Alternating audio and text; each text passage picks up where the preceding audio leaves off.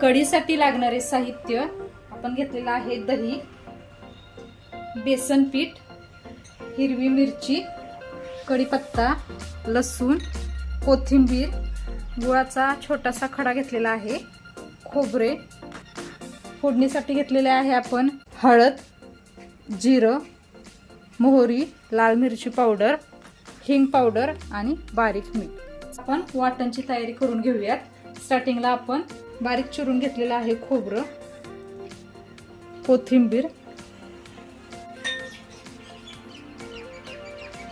लसूण, मिरची याची आपण पेस्ट करून घेणार आहोत।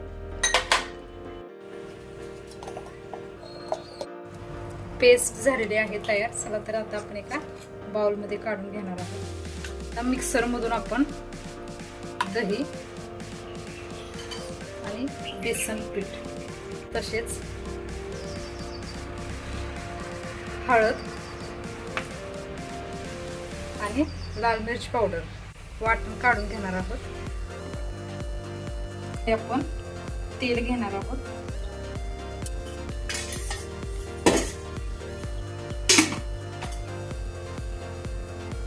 तेल गरम झालेलं आहे। आता यामध्ये आपण एक अर्धा चमचा मोहरी,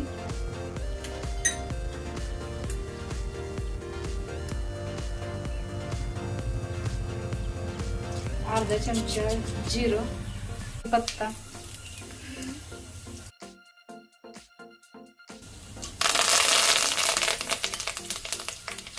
मिरची, कोथिंबीर, लसूण याची आपण पेस्ट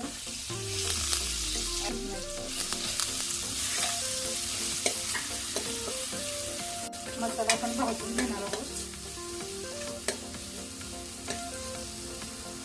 एक चमचा आपण मीठ ऍड करणार आहोत। हिंग पावडर ही ऍड करणार आहोत।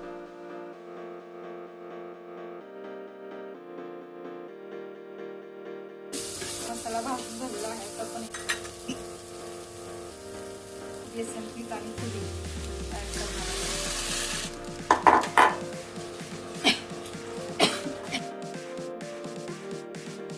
त्यामध्ये पाणी ऍड केलं आहे आणि उकळी फुटेस्तोवर आपण हे टेक्स्चर हलवत राहणार आहोत। यामध्ये थोडंसं आपण गूळ पण ऍड करणार आहोत।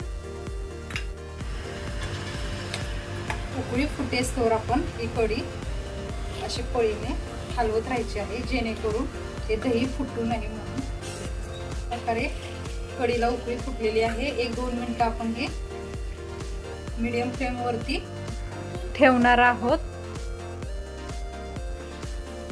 आपले झालेले आहे कढी तयार।